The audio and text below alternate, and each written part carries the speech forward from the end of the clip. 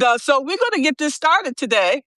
I'm so honored to have Carrie Loranger here with me today to talk about her leadership style and journey. Okay. And the reason we talk about these things because as empowered leaders, we want to understand how we can evolve, okay, and be able to achieve our ultimate goals. Because as we know, uh, every day there's changes being made around the world that affects each and every one of us on a systemic level. And so talking to subject matter experts like Carrie here, she's going to help us to reduce our stress, hopefully, and burnout, and tell us what we can do, give us some nuggets on what we can do to evolve as well. Okay. So Margaret Williams, I help marginalized leaders stop surviving power systems and start leading with freedom,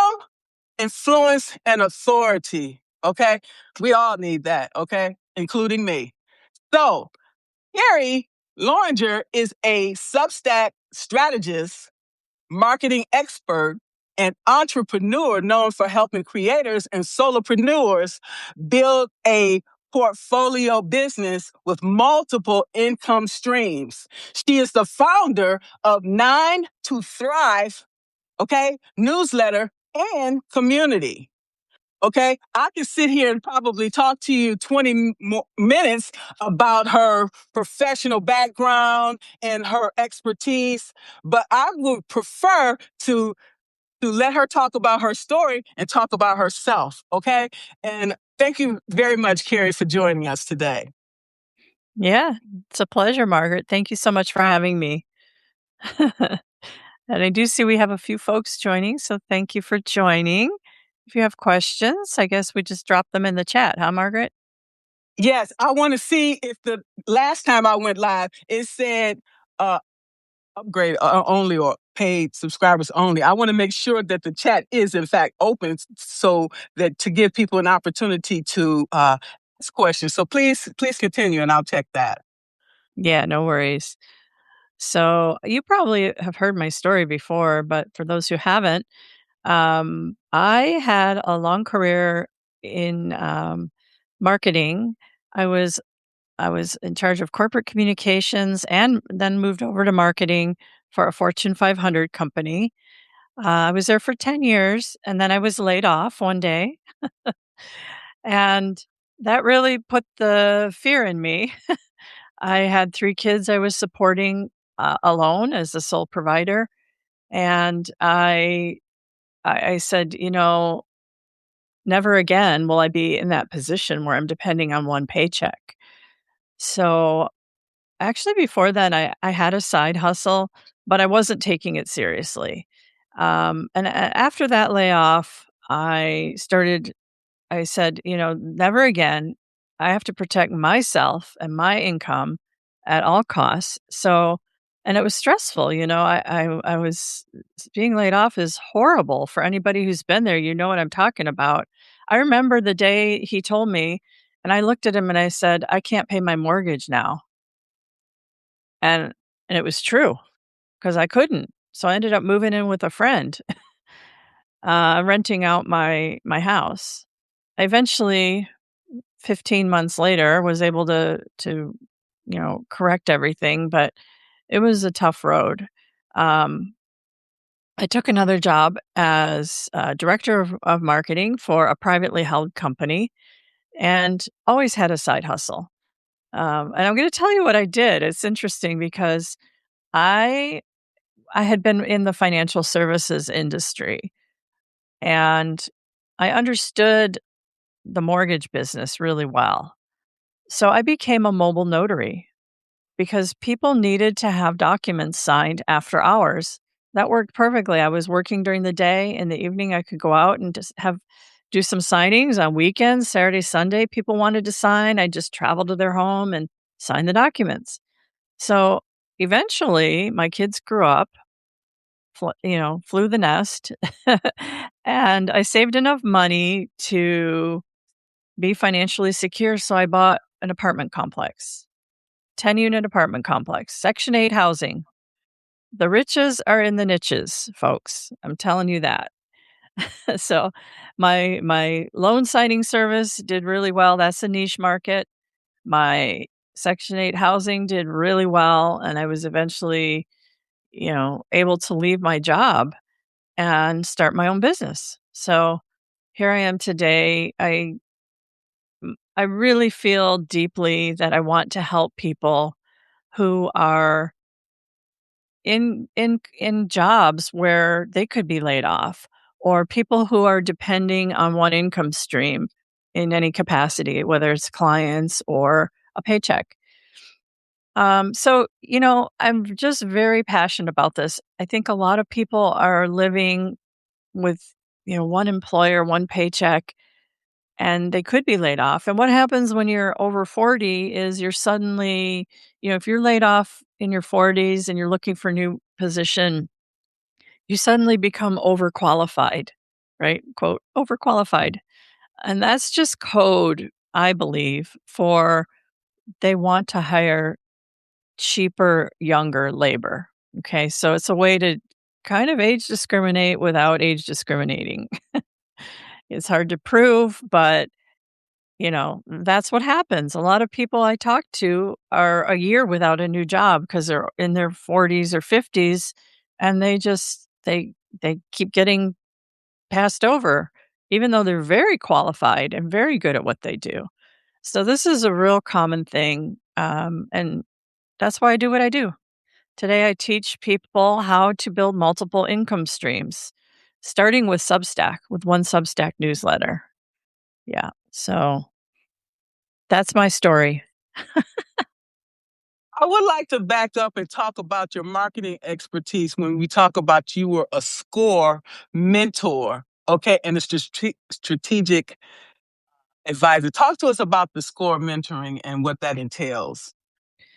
Oh, yeah. So I've taken a pause on that for now, but my mentoring was it really propelled me to want to do more, but it helped me shape my teaching style. I would just volunteer to help people starting businesses with their marketing. So I did a lot of, it was just basically one-on-one coaching for free that I did through score.org. Um, it's a great organization. It's a charter of the Small Business Administration. They don't lend money, but they do provide a lot of resources for people starting out in different areas. Yeah. Well, you said you're not involved right now. How would you say that program evolved over time, depending on the political arena? Well, that was the thing. Yeah, it did. There was some defunding that went on, and I was with a chapter in Orange County, California, where I lived. I actually moved to Utah recently, but the chapter in Orange County is really strong, and they have a lot of support from the local communities, and they were able to sustain, they became self-sufficient basically. I believe there's still funding coming in at some level, but they're doing a lot of fundraising now to just sustain the chapter because it's such a valuable source for so many people. They'll help you do your business plan, coach you on financial management. You can get mentors for almost anything. And so I really feel that capacity for mentoring people on marketing when they're starting their businesses. Yeah. Now, now, when you talk about SCORE, okay, you also probably need help with credit management because a lot of people you're on, limited income, and so you have to figure out how to stretch those dollars, okay, and still maintain your credit because without good credit, you can't buy a house. Yeah, yeah. Well, this is for SCORE is really focused on the business startup. So, for Oh, example, okay. I'm thinking about yeah, housing. no Okay. worries. I was helping a woman get grants and get VC funding. You know, she started a company and needed some funding for it. So she wanted me to help review her proposal decks and help with establish her social media platform so that people she was asking for money had something to look at that was, useful and proved that she knew what she was doing. But she was a young doctor just starting out in her career. I think she was still at the, I don't know what you call it, clinical, where you're not fully operating on your own yet, but she was, yeah. And I helped many people like that who were just beginning their journey and needed to get funding. So, yeah, it was real good for many people. And that's awesome. You also had, did SEO, CRM implementation and lead generation.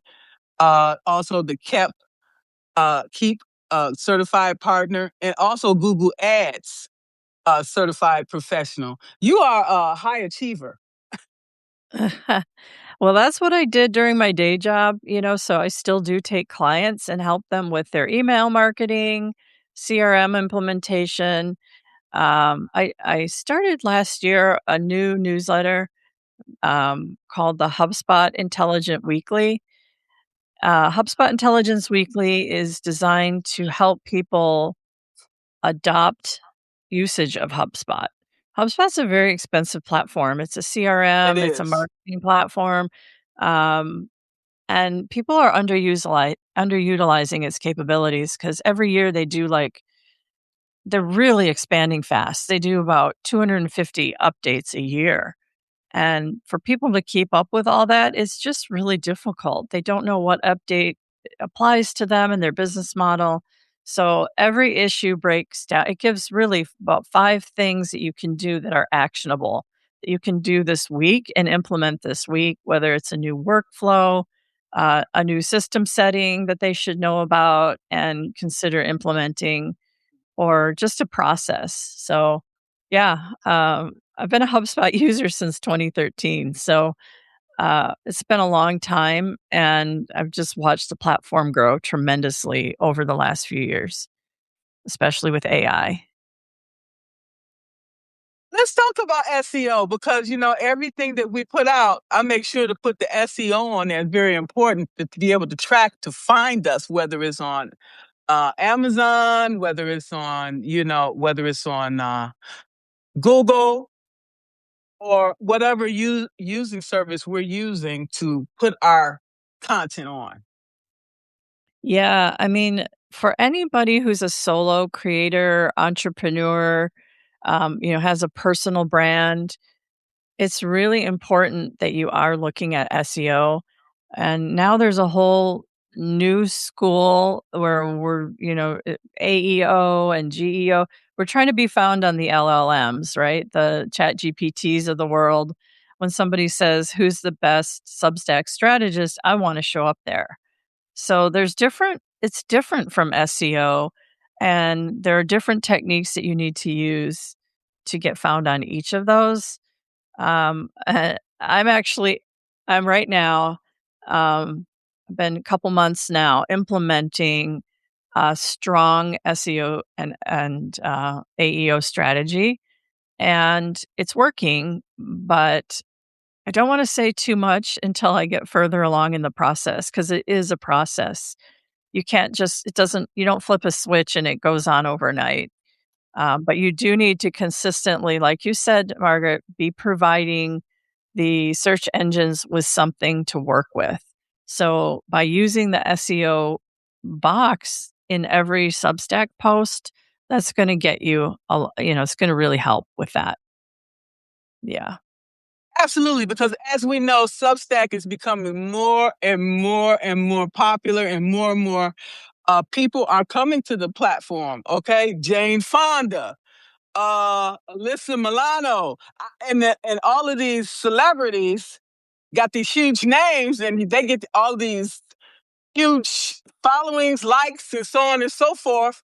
So we are competing against not only ourselves but everyone else in our in our in our field. Okay, so what is going to set us apart from everyone else? That's where branding becomes key, I think. Well, in addition to other things. Yeah. You know, um, I talk to a lot of people who are worried about competition, but what I say is there's only one you. You have a unique perspective, a unique style, and a unique knowledge base. And so you really need to talk about that, right? You need to amplify what it is that makes you unique and different. And that's where you get your personal branding, visible. And then use notes on Substack. Notes are so important. You really can't grow without using notes. I find that's true. You're right. And it's about cultivating and nurturing relationships. And honestly, that's where the funnel begins, is in notes. Let's keep it real.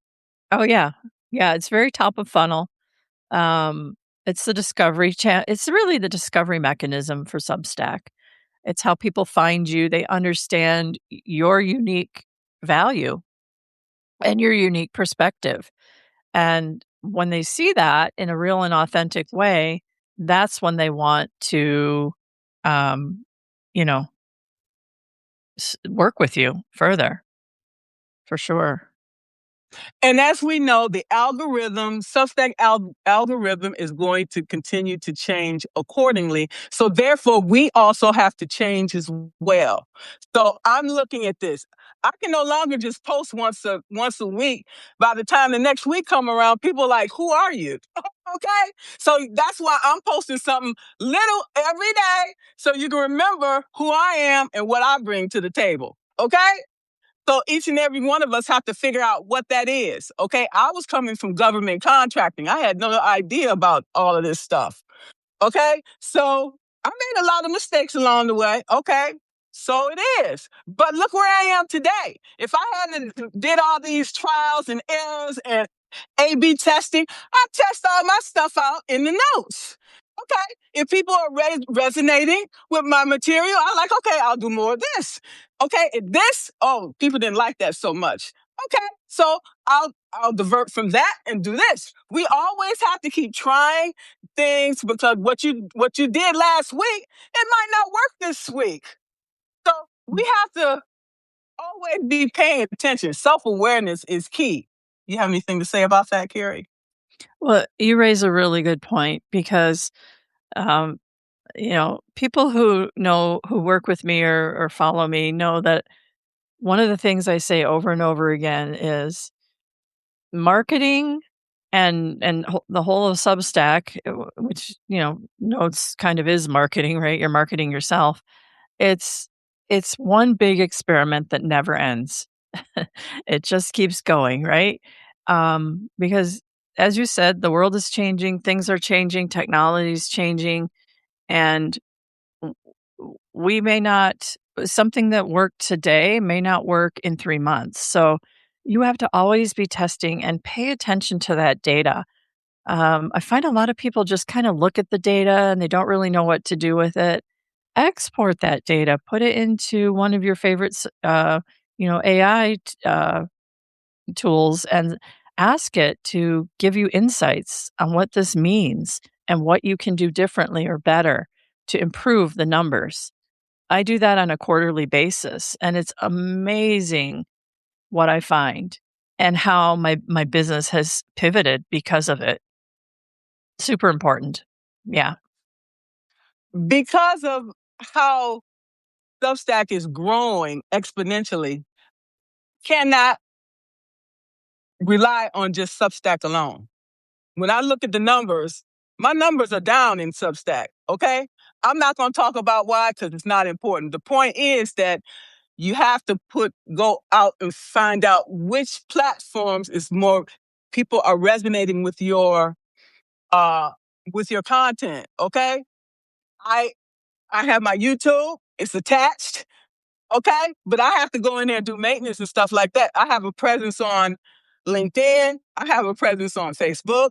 Okay. I have this presence on IG. I have this presence on Threads. Do I want to be everywhere? Do I want to be all these places? No. But I already have these connections. So why not utilize it and just continue to build upon that? Okay. Now I have over 100 people on my YouTube. Okay. So things don't just happen. We got to strategize and we got to plan accordingly. Okay. I will never just rely on one source of anything, because what happens if Substack go away today? Okay. I have my audience on Apple, okay, Spotify. I have to satisfy them as well. Okay. So never put all your eggs in one basket. You have shot yourself in the foot if you do so. You want to talk about that? Yeah, I mean, that's true. Diversify.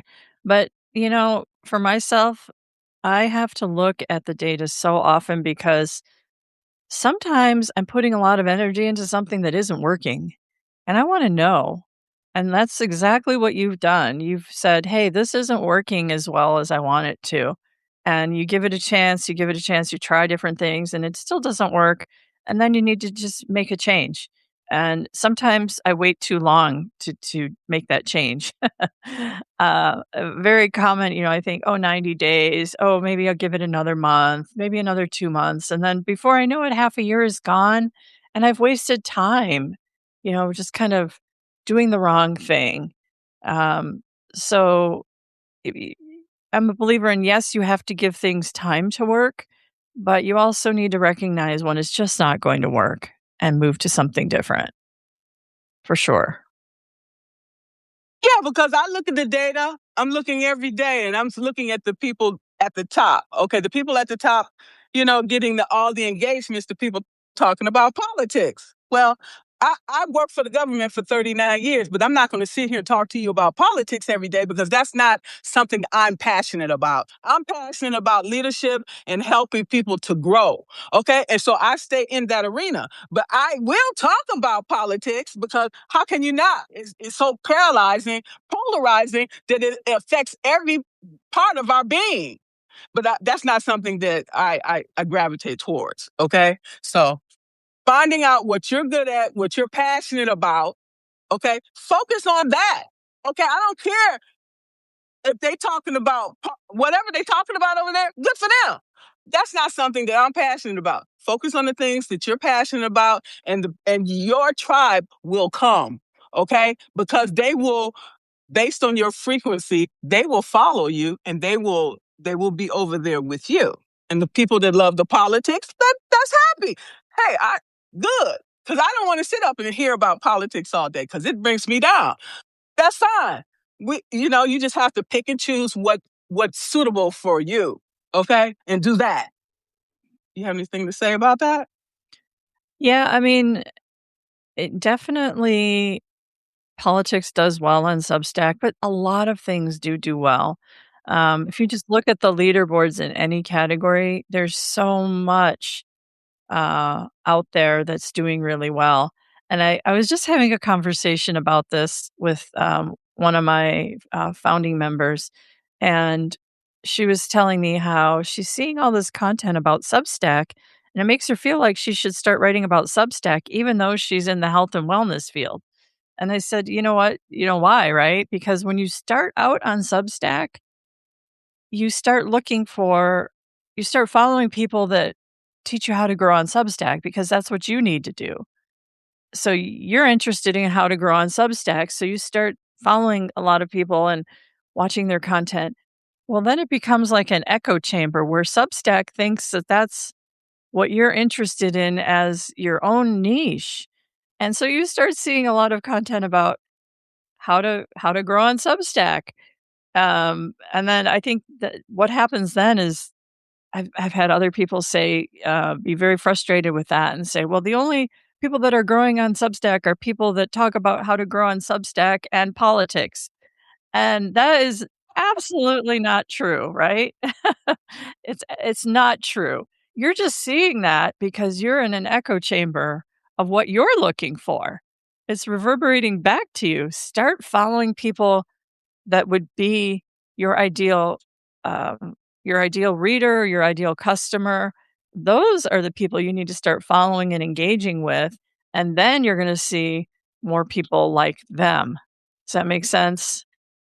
Yeah. It really does, because it's like the search engines. When they see you looking at certain things all the time, say if they see you looking at gym shoes all the time, then they're gonna send you more of those gym shoe ads, or so yeah, exactly. They're gonna send you more. It's like subliminal messages. Okay, we're gonna send this to you, and maybe you'll buy this. Okay, it's all a part of programming. Okay, Yeah. Yeah. it is. It is what it is. It's part of life. Right.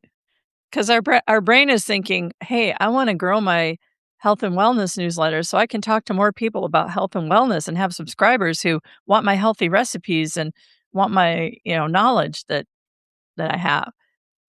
But then that ends up not happening because you're not talking about Substack, which is what you're searching for, how to grow on Substack. So it's just like this little conundrum. But just go out and start following and engaging with more people who want to have the conversation about what you're teaching and what you're all about, and stop following the people that are focused on something you don't want. Yeah. Well, as a new person, November 24, I came to Substack. I came into the same thing. And when you start looking at all the, say, for example, you look at all the health coaches, then you seeing all these health coaches out here and what they're doing, and then it start to make you, then you start comparing yourself to them. Don't do that, okay? Don't compare. I go look through things lurking to get ideas. Out of curiosity, it's like, okay, well, what can I do with the tools, with the skills, with the expertise that I have? What can I use to bring more value to the people that I serve? Okay. So I'm always looking at that, right? Yeah, I mean, that's absolutely necessary. It's market research, really.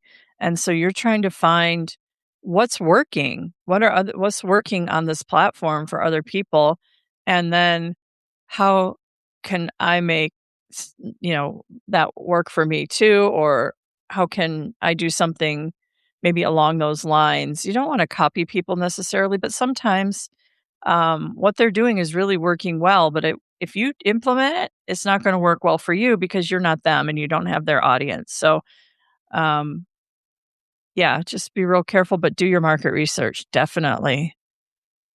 Yeah. Absolutely, absolutely. So that's another thing. People say, well, I made this or I did this or I did that. Okay, that's well and fine. That's good for that person. I'm not going to take what they do and say, okay, well, I can do this too. No, I'm a different person. We have different values. We have different passions. We have different likes and all of these things. So I base things on what I want to bring. Okay, because what Carrie brings me, we're two different people. Okay, so it has taken me from November 24th to now to figure out what this is, and I'm going to take my time.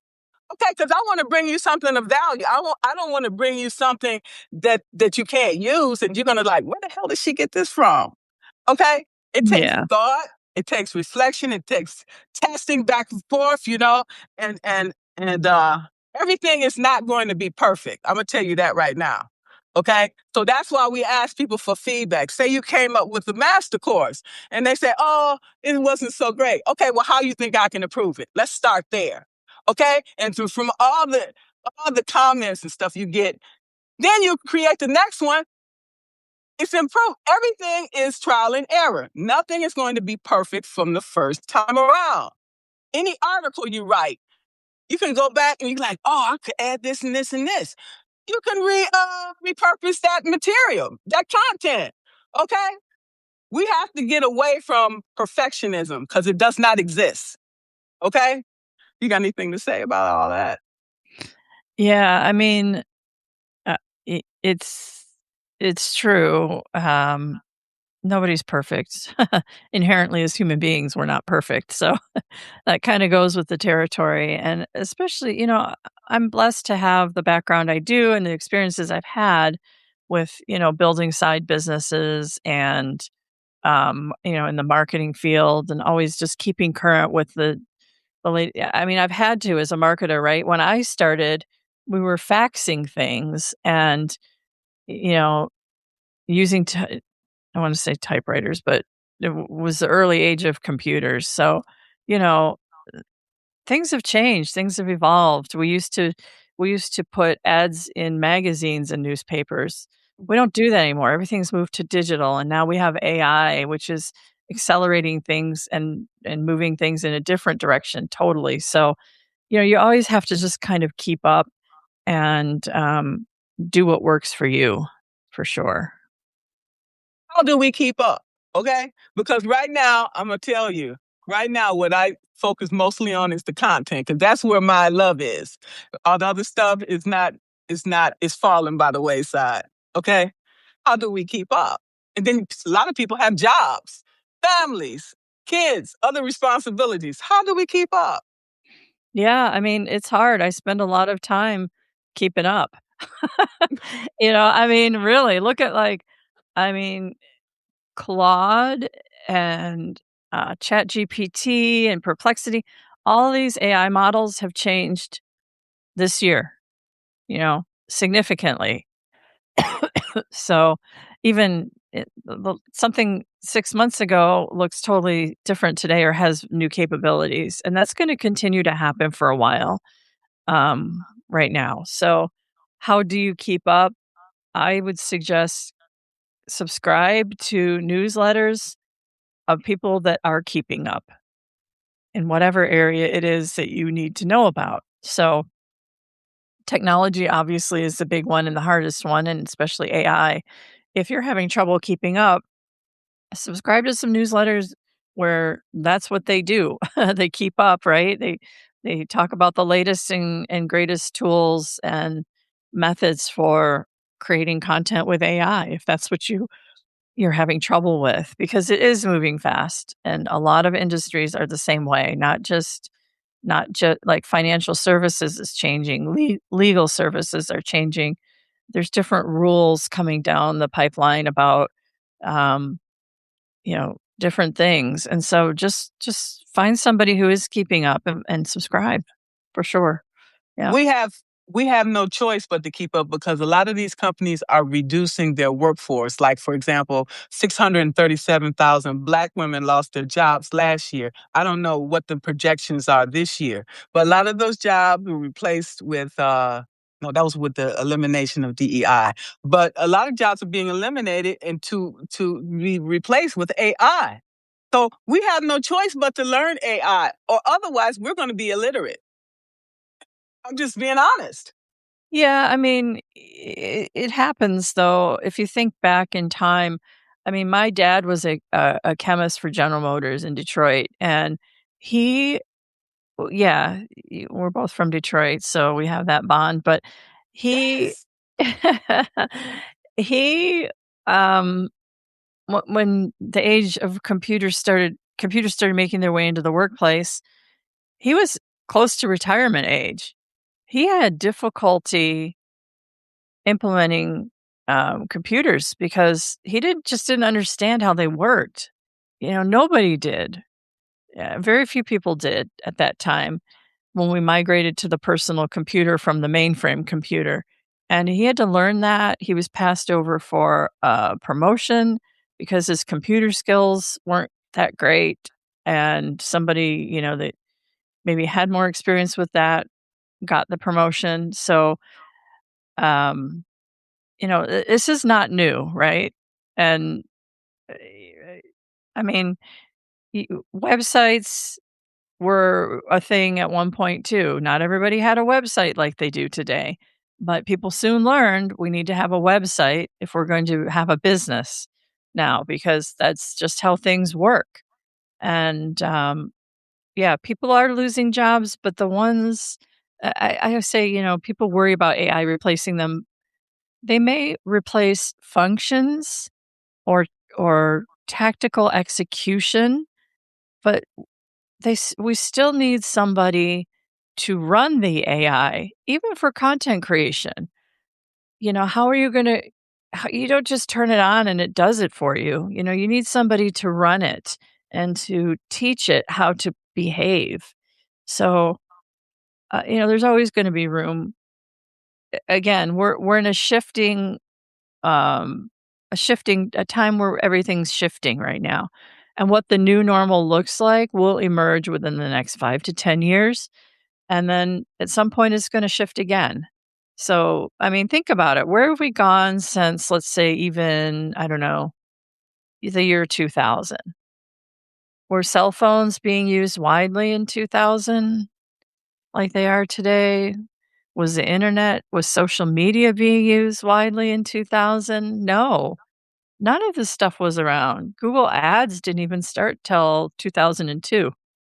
Okay, so in just 26 years, we've kind of gone from 0 to 100 on this cycle that we're in right now, and that's just gonna continue to happen. I mean, change is inevitable.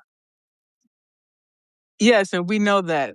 Joe says AI satisfy those who have low expectations and just want to pass. What's your thoughts on that?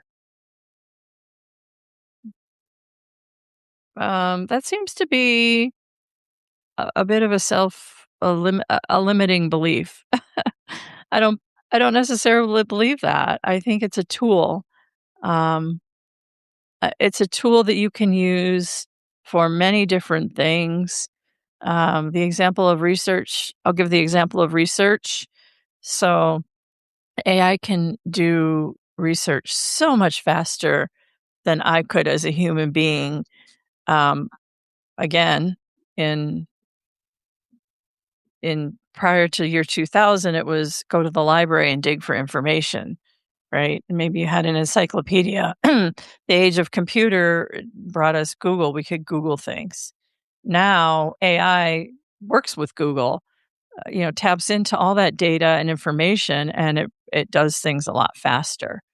So I don't know if it's about what's the expectation that you're talking about. Is it for me, if the expectation is it's going to do it faster, it exceeds my expectation.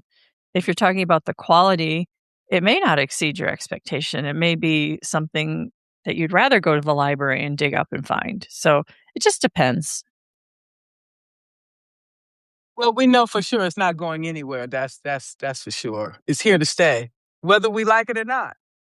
Yeah. Yeah, So absolutely. why not utilize it to our advantage? Yeah, and I mean, I've been a person in marketing who's had to always utilize the new thing to my advantage or the company's advantage. So I'm used to doing that, which is why I look at it as a positive thing. Right, because when your boss come and tell you he needs this report in an hour, and you know damn well you can't do it. So you're going to utilize these tools to get that thing done so you can get the hell out of there.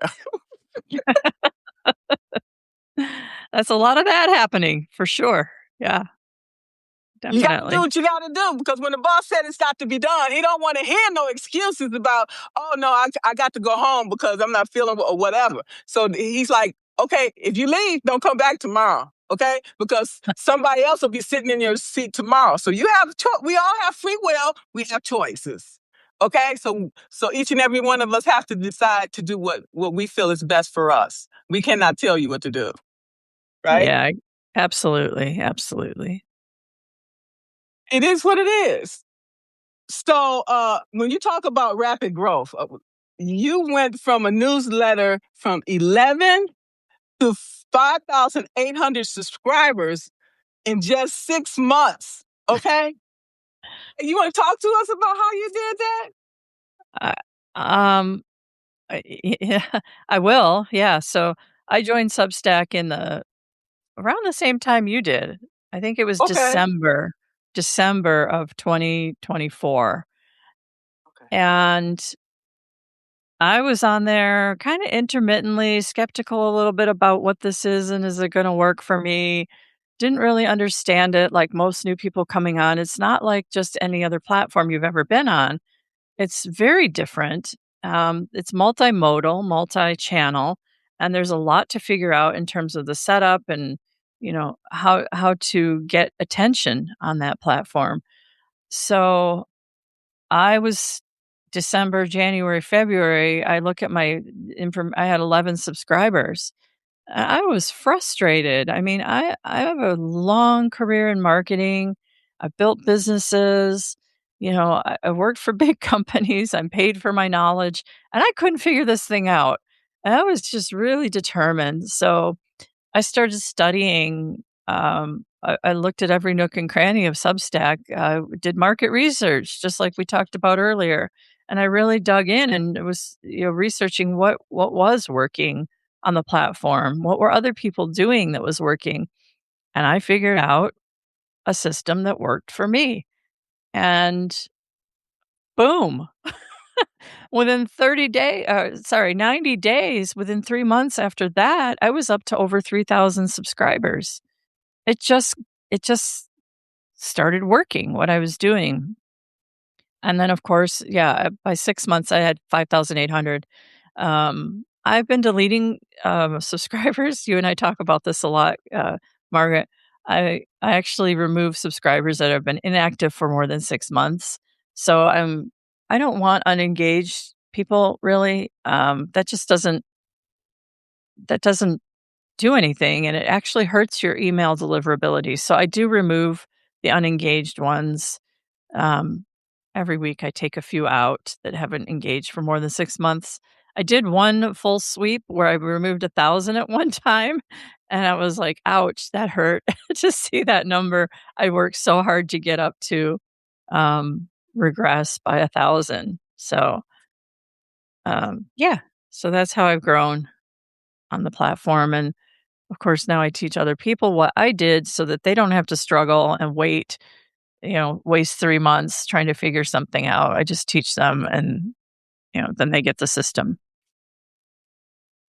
Yeah, that's amazing because I got to 980 subscribers, and then I decided to delete those Yeah. subscribers that had not been open my emails for 6 months.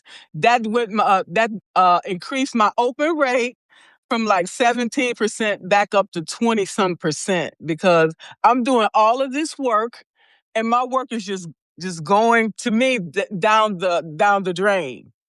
Okay. Mm. Along with my open rate. So if somebody comes to me and say, well, for example, if an investor come to me and say, "Well, Margaret, I want to invest in your company, and so I want to see, what you're doing as far as the numbers," and my open rate is like 17%. That's not good. Okay. So I like, no, I'm gonna start doing that more often too. Cause I don't care about the numbers. That's why I removed the numbers. I don't care about the numbers. I don't care about the rising business list or all that. I've been on that list four times this year. Okay. 3 times I was there one day. And the fourth time I was there 2 days. I don't care about that either. I don't care because I see that a lot of people that follow me, that subscribe to me, are on that rising list and on the bestseller list. And I applaud each and every one of them. Okay? If I get there, fine. If I don't, fine. That's not why I'm doing this. I'm doing this. This is about legacy, about helping other people. So we have to realize also why are we on a Substack and what are we hoping to achieve? Okay. Yeah. And then I realized that, and that helped me not to be trying to compare myself with nobody, wondering why my numbers are down and these people's numbers are up. So I just took the numbers off. I hide that and just focused on doing my work. Okay. That made me more productive and more positive. Because if you keep comparing yourself with somebody else, then you'll never succeed. That's my thought. I mean, you I know I what mean, I'm saying. honestly, I don't look at anything like that.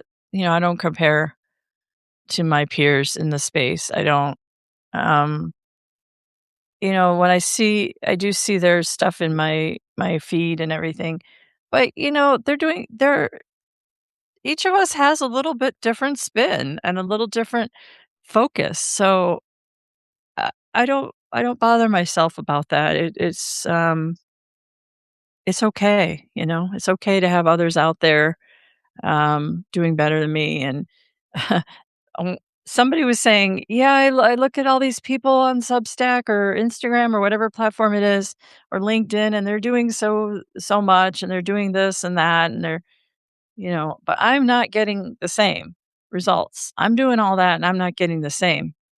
And that's just life. You don't get the same results because you're not them. You don't have their same audience base. You don't have the same people paying attention to them, yeah, to you as them. So you cannot compare. And by the way, what you see on social media is just, it's the highlight reel of their life or their business. It's not. all of it. You're not seeing those terrible moments. I'll admit, yesterday I did a workshop and I thought it went well, but when I got off the workshop, I felt down. I didn't hear anything from anybody, and I felt like, "Did that workshop even go well? Did people even get something out of that?" So that self-doubt moment, I'm sure they did. This morning I woke up and I'm like, "Of course they did." They got and sometimes, no reaction is a good reaction. Yeah. So with all of this, it's like give yourself some grace because when you're starting off, it's very easy to get overwhelmed by all of these things. Okay. So that's why Mhm. we're talking about it. And now that I've gotten to this point, I'm over all of those things. Okay. And now I just focus on my work and creating all the things that I can to bring value to the people that I serve. And my productivity and my enjoyment has really gone up, with what I'm doing. Because if we don't enjoy what we're doing, why do it? What's the point? Because it's not going to come out really well because people are like, oh no, she didn't put her heart and soul in it. I put my heart and soul in everything that I put out. So, so you can get something from that.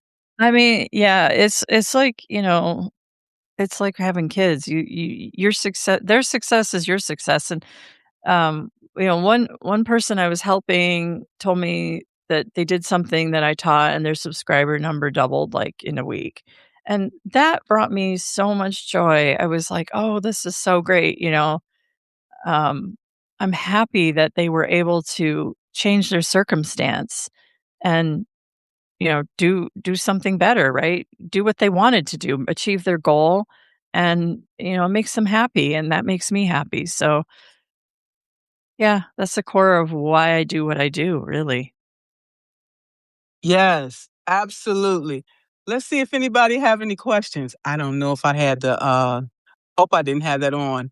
Maybe I should ask in the future when you schedule a lot, how you make sure that that people can leave comments. Oh, yeah, I saw Joe did say something interesting there. Joe said, "I'm just an angry tutor mad at students not learning." To that, I would say, Joe, they're learning, just not the way you learned, right? They're Right, learning. right. We all learn in different ways, okay? I am a visual learner, okay? Yeah. Then you have people learn by auditory, then tactile, where people like to use their hands. So that's why, when I'm delivering content, I take these things in consideration. Some people that want to hear the information versus read it. And so taking all these things in consideration, we can uh, modify our content accordingly. Okay, based on what we're seeing. I'm always looking at the data after I've posted something. Oh, I like they really like that. Okay, so boom, more of this, less of that. Yeah, well, Okay. sometimes too, people aren't at the right place in their life to learn. For young people especially who are so distracted nowadays and have always been really by peer pressure and fitting in, and you know they're just a little more focused on some external things, approval, and that's part of the brain development and the growth stages of where they're at. I know there's a lot of stuff that I just didn't comprehend when I was younger, because I wasn't open to it. Like history is a great example. I was a lousy history student. I probably got C's every time I took a history class, maybe even D's.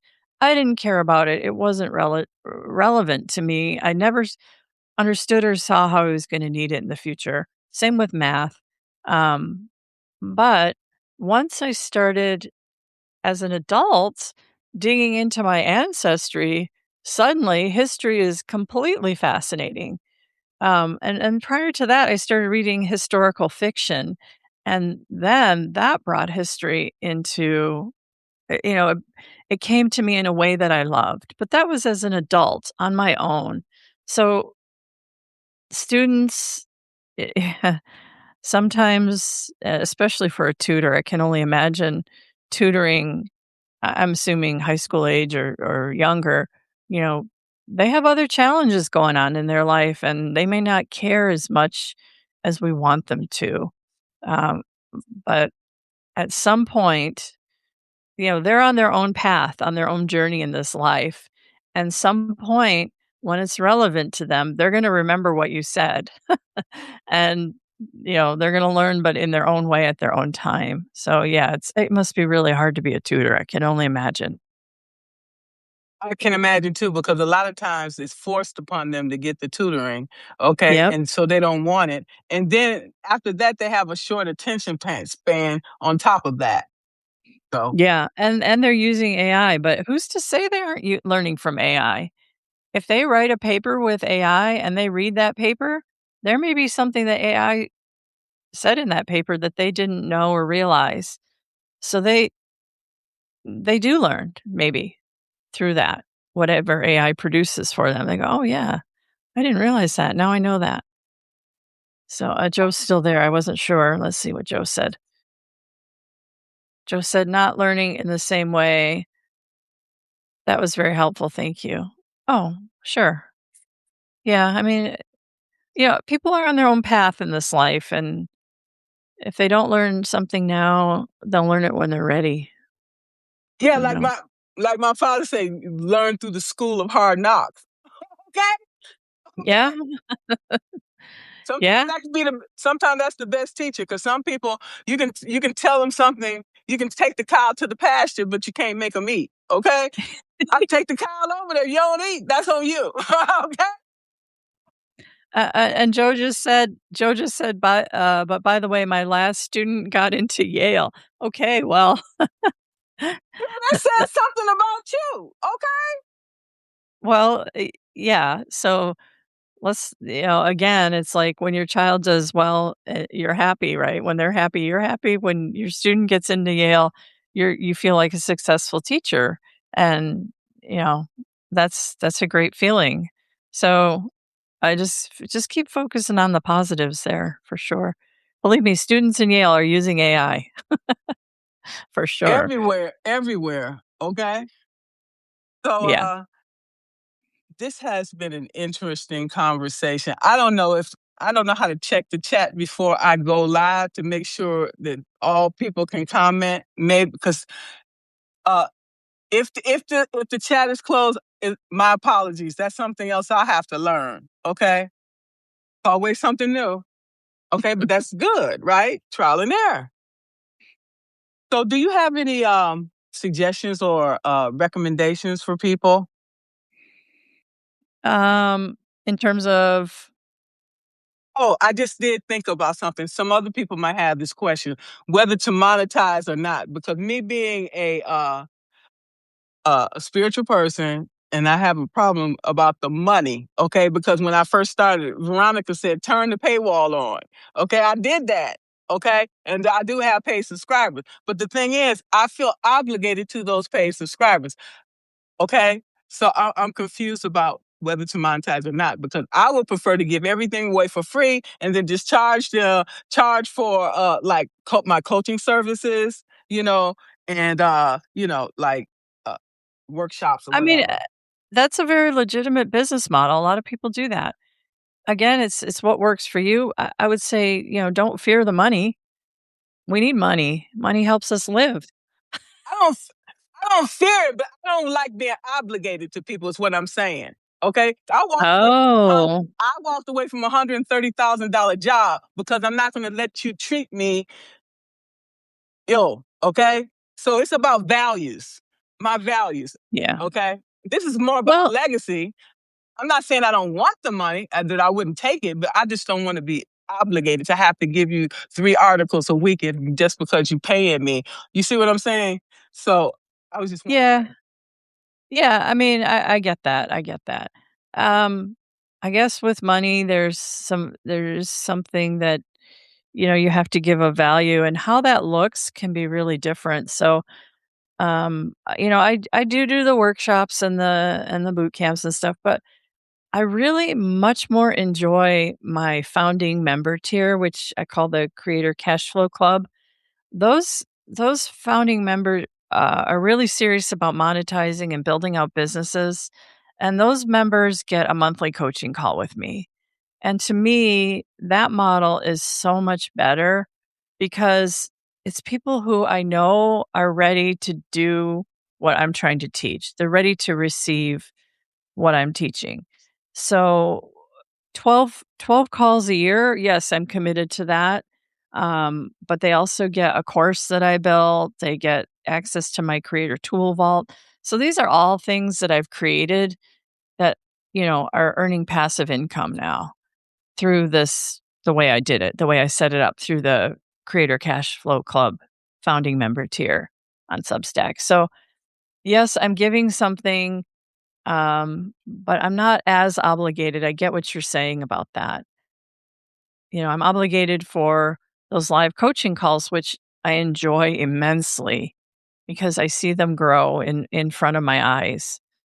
So find what gives you joy is my parting advice, and put together the monetization model that is palatable for you and matches your lifestyle and your level of willingness to give your time. Yeah. Thank, thank you so much. I'll be in touch. I'll make Awesome. I'll make sure to put Carrie's links in her for her 9 to Thrive um, publication. Thank you so much, Carrie, for this conversation. I don't know if the chat is closed or not. I have to figure that out. If it is, I I think apologize. it is because on my end, it's telling me to upgrade to join chat. So I I'll don't figure see that any of out. my folks on here either. So it must be it's a setting you set up when you do your live. You could also Really? set it up on the back end too. There's a new section called lives. Go in there and Okay. check it out. Yeah. Yeah. Okay. I apologize, guys, for that. I'll fix it next time. It was not intentional. Thank Well, you all. you can Go go ahead. in after this and change it so that people can see it, the replay. Because right now I don't know if they can see the replay. I'm not sure, but check Okay, it I'll out. figure it out. Because Substack is constantly changing. I'm like, okay, when did they add that? Okay, so Yeah, no, definitely. All right. Thank you very much for having me on today, Margaret. And thank you for everybody who joined. I really appreciate seeing all of you and have a great week. you all too. Thank you so much. Bye bye. Bye.